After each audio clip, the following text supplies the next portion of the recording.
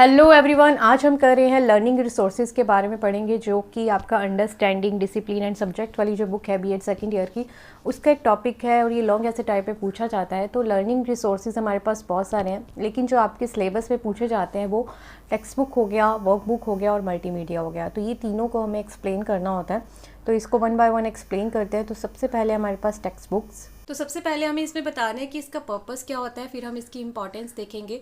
तो text book जो है ये एक सिलेक्टिव और सिस्टमेटिक नॉलेज को कंटेन करती है। हमको पता है कि मान लो कि हमारी एक मैथ की बुक है, उसके अंदर ऐसा नहीं कि पूरी जितना भी मैथमेटिक्स होता है सारा उसके अंदर होगा, नहीं, एक पर्टिकुलर लेवल के अकॉर्डिंग जो है उसके अंदर चैप्टर्स होते हैं। तो वो एक सिलेक्टिव चीज़ उसके अंदर होती है और सिस्टमेटिक वे से होती है कि फर्स्ट चैप्टर कौन सा होगा, सेकंड कौन सा होगा, सेकंड तीसरे से जो थर्ड है उससे लिंक्ड होगा, इस तरह से होता है। और उसके अंदर क्या होती है, कॉम्प्रिहेंसिव इंफॉर्मेशन होती है। मीन्स कि कोई भी एक टॉपिक है उससे रिलेटेड आपको ऑलमोस्ट जो भी समझने की ज़रूरत है कंप्लीट वे से, वो उसके अंदर आपको मिलेगा अबाउट किसी भी कोर्स और सब्जेक्ट से रिलेटेड। फिर जो एक सेट ऑफ चैप्टर होता है, क्वेश्चन आंसर्स होते हैं, एक्सरसाइज हमको मिलती है एंड ऑफ द चैप्टर, हमको उसके अंदर एग्जांपल्स भी मिलते हैं स्टार्टिंग ऑफ द चैप्टर, और फिर एक्सरसाइज करने को मिलती है। तो एक टेक्स्ट बुक के अंदर हमको मिलता है। फिर है subject matter rich with the dose of a pedagogy, means कि किस तरीके से पढ़ाना है, किस चीज़ कौन सी टेक्निक हमको यूज़ करनी है पढ़ने के लिए, कौन सा मेथड हमको यूज़ करना है, वो भी उसके अंदर कहीं ना कहीं इंक्लूडेड होता है। फिर it combines teaching and learning techniques and motives, कहीं ना कहीं जो पर्पस है वो बुक का क्लियर होता है। टेक्स्ट बुक से हमको पता चलता है कि हमको किस टेक्निक से पढ़ना है और क्या हमारा मोटिव है, क्या ऑब्जेक्टिव है उस चीज़ को करने का। It is a very helpful for teachers to design lesson plan also. ये कहीं ना कहीं एक और मेंटेन द यूनिफॉर्मिटी, मीन्स कि कैसे सिस्टमेटिक वे से पढ़ाना है, कब कौन सा चैप्टर पढ़ाना है और कितने टाइम के लिए पढ़ाना है, उस पर कितना टाइम देना है, ये सब जो है टीचर के लिए बहुत हेल्पफुल रहता है टेक्स्ट बुक के थ्रू उसको मैनेज करना। अब हमारे पास क्राइटेरिया क्या है गुड टेक्स्ट बुक का, कि जो गुड टेक्स्ट बुक है वो कैसी होनी चाहिए वो हमें बताना है। तो सबसे पहले उसके अंदर मीनिंगफुल और रेलिवेंट जो मटेरियल है वो हो, मीन्स जिस टॉपिक पे बुक बनी है उस टॉपिक से ही रिलेटेड उसके अंदर एग्जाम्पल्स हों, क्वेश्चंस हों, उसके अंदर जो सब्जेक्ट मटेरियल है वो हो। फिर है वो चाइल्ड सेंटर होनी चाहिए, कि बच्चे के लेवल के अकॉर्डिंग हो, उसकी एबिलिटी, उसके इंटरेस्ट, उसकी एज के अकॉर्डिंग हो, ईजी टू अंडरस्टैंड हो, अप टू डेट हो। मीन्स कि अगर उसके अंदर कुछ मान लो कि साइंस है और उसमें कुछ न्यू इन्वेंशंस हुई हैं तो वो उसके अंदर ऐड ऑन हो वो एग्जांपल्स। ऐसे नहीं हो कि 1990 के अंदर जो बुक बनी है वो लेके अब 2023 में भी वही पढ़ाई जा रही है, नहीं, तो बहुत सारी अपडेशन हो चुकी है, तो उसके अकॉर्डिंग जो है एडिशंस जो है वो चेंज हो जाने चाहिए। सिंपल, इंटरेस्टिंग और अट्रैक्टिव होनी चाहिए ताकि बच्चे का पढ़ने का मन करे उसको। और गुड क्वालिटी की बुक्स होनी चाहिए, वो फ्री होना चाहिए किसी भी स्टीरियोटाइप एग्जाम्पल और नेगेटिव स्टेटमेंट से। मीन्स कि बच्चों के अंदर जो लड़का लड़की के अंदर भेदभाव वाले एग्जाम्पल होते हैं या फिर कोई भी नेगेटिव स्टेटमेंट्स है, तो ये सब चीज़ें बुक्स के अंदर नहीं होनी चाहिए। फिर है कंटेनिंग एग्जाम्पल, एक्सरसाइज और group work. End of the, और स्टार्टिंग में हमने देखा है बीच बीच में एग्जाम्पल्स होते हैं, एंड ऑफ द किसी चैप्टर एक्सरसाइज होती है, कई बार प्रोजेक्ट वर्क या ग्रुप वर्क भी होता है बुक के एंड के अंदर। तो वो सब चीज़ें जो होती है एक बुक की, एक अच्छी बुक की निशानी है, ये सारे जो पॉइंट्स हैं कि एक अच्छी टेक्स्ट बुक के अंदर ये सब चीज़ें। फिर हमारे पास इंपॉर्टेंस क्या है या एडवांटेजेस क्या हैं गुड टेक्स्ट बुक के, क्या क्या मतलब इसके हमको फ़ायदे हो सकते हैं। तो इसमें है कि प्रोवाइड लॉजिकल और कॉम्प्रिहेंसिव मटेरियल हमको मिल जाता है, बहुत टीचर और पीपल दोनों के लिए बहुत क्या कहते हैं एक बेस है और इम्पॉर्टेंट है। हेल्प करती है सेल्फ टीचिंग के अंदर, और यूनिफॉर्म टीचिंग और लर्निंग, जो टीचिंग और लर्निंग है वो एक यूनिफॉर्म वे से चलती रहती है। हेल्प करती है teacher to make lesson plan, real life जो बेस्ड एग्जाम्पल है वो स्टूडेंट को कॉन्सेप्ट को और ज़्यादा डीप अंडरस्टैंड करने में हेल्प करते हैं। इसमें समराइजिंग लर्निंग हो जाती है, मतलब आपको कहीं ज़्यादा भटकना नहीं पड़ता, एक ही जगह पर आपको बहुत सारी चीज़ें लर्न करने को पढ़ने को मिल जाती हैं। होल एकेडमिक ईयर सिलेबस जो है वो आप एक बुक के अंदर डाल सकते हो। प्रोवाइड करते एक एफर्टलेस लर्निंग, मतलब आपको बहुत ज़्यादा मेहनत नहीं करनी पड़ती। Contain with the exercise, practice, example, unit, project and journal guidance जो है वो आपको एक ही जगह पर मिल जाती है। नेक्स्ट है हमारे पास वर्क बुक। इसके बारे में आपको सबको पता ही है, आप बचपन में हम सब ने वर्कशीट्स के ऊपर काम किया है, हमको पता है कि इसके अंदर एक खाली जो है बुक होती है जिसके अंदर कुछ हेडिंग्स होती हैं और उसको कॉपी करके हमको वो पूरा पेज भरना होता है, उसमें कुछ डॉट्स लगी होती हैं। इस तरह से अलग अलग वर्क बुक्स होती हैं स्पेलिंग्स को इम्प्रूव करने के लिए, या फिर लेके बच्चों को कुछ सिखाने के लिए, या फिर उनकी प्रोनाउंसिएशन इम्प्रूव करने के लिए भी होता है। तो हिंदी, इंग्लिश और मैथमेटिक्स में भी होता है बच्चों को काउंटिंग सिखाने के लिए या फिर उनको प्लस माइनस ये सब सिखाने के लिए। तो मोस्ट ऑफ ये जो है छोटे बच्चों की क्लासेस में हम देखते हैं, और ये 10th क्लास में भी वर्कशीट देखी गई है जब हम बच्चों की ग्रामर को इम्प्रूव करना होता है। तो हमने 10th क्लास 9th क्लास के अंदर ये वर्कबुक जो है हमको मिलती थी तब भी। तो वैसे मोस्ट ऑफ जो स्कूल लेवल तक होता है, तो इसके अंदर जो है वर्कशीट या फिर पेपर बैंक होते हैं, और जो कि हमें प्रैक्टिस करने के लिए, किसी भी प्रॉब्लम को सॉल्व करने के लिए दिया जाता है। बिल्कुल खाली होती है ये, लेकिन उसके अंदर कुछ जो है लाइंस वगैरह वो लगा देते हैं डॉट डॉट्स की, और प्रिंटेड होती है और इलेक्ट्रॉनिक वर्कबुक भी होती है आजकल।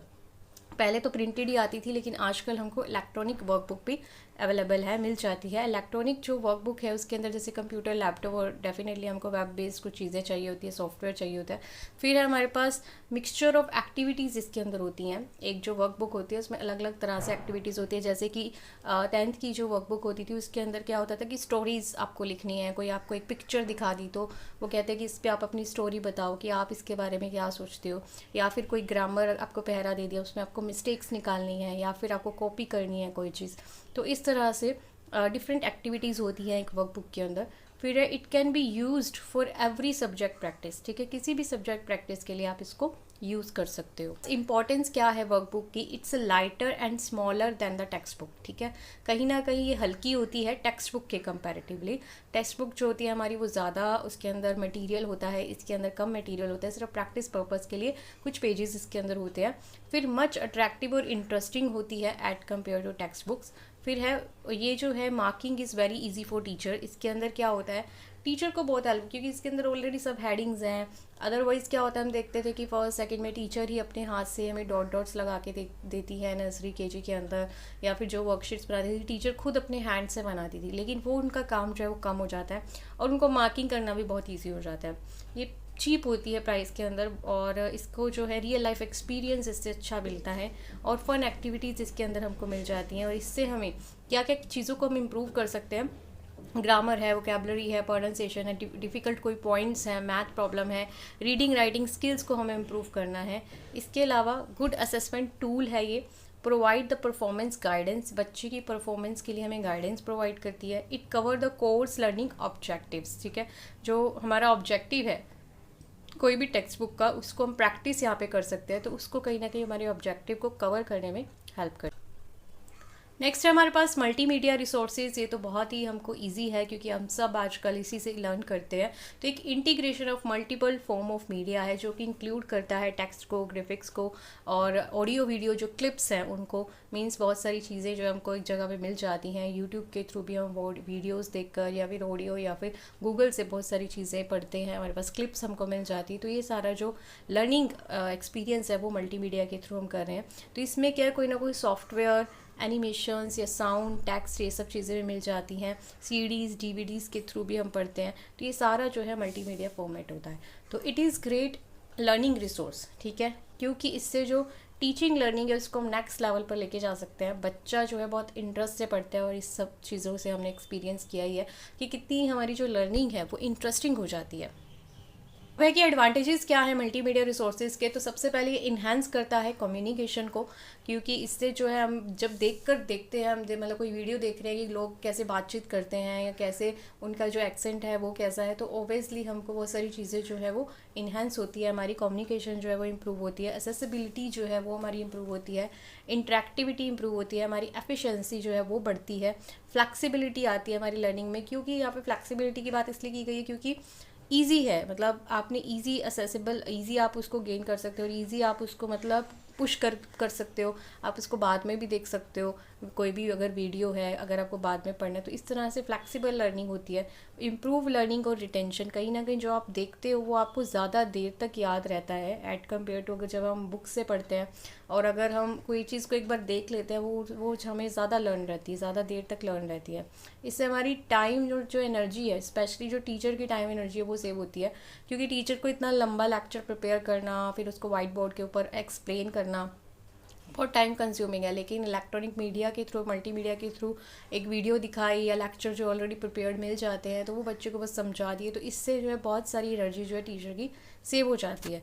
ईजी टू यूज़ है, ठीक है, entertaining as well as educational. आपको कहीं ना कहीं इससे फ़न भी मिलता है जब आपको एग्जांपल्स डिफरेंट रियल लाइफ से देखते हैं या फिर कोई और चीज़ इससे कनेक्ट होती है बहुत सारी वीडियोस के अंदर, तो एक फ़न मतलब एक्टिविटी हो जाती है और एजुकेशन भी आपको मिल जाती है। फिर multiple examples, practice, material, information through the internet जो है वो हमको जो है मिलती है।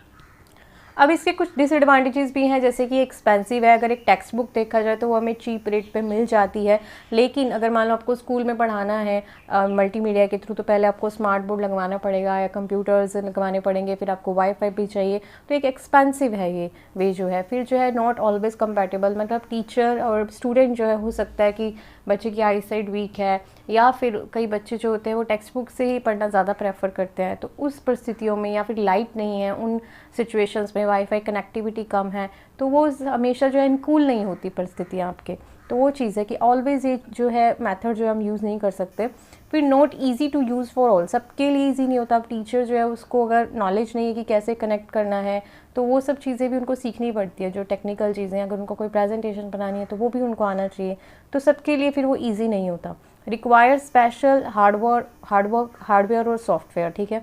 बहुत सारी जो सॉफ्टवेयर्स हैं, हार्डवेयर भी हमको कंप्यूटर या फिर लैपटॉप या फिर स्मार्ट बोर्ड हमको चाहिए ही चाहिए।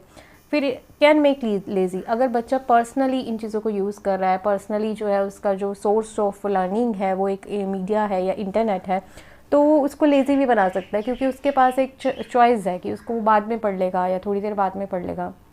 इस तरह से इट कैन मेक, सबके लिए नहीं है, लेकिन हाँ ये कहीं ना कहीं हमको लेज़ीनेस जो है हमारे अंदर लेकर आता है, और ये हमारे माइंड को भी कहीं ना कहीं डाइवर्ट कर सकता है। जब हम पता है कि एक बार हम इंटरनेट खोल लें तो हमारे पास बहुत सारे ऑप्शंस हैं कहीं भी भटकने के, तो वो एक कहीं ना कहीं इसके अंदर ड्रॉबैक्स रहते हैं। तो इसी के साथ हमारा टॉपिक कंप्लीट होता है। Thank you so much for watching, keep watching this channel, stay blessed, stay happy.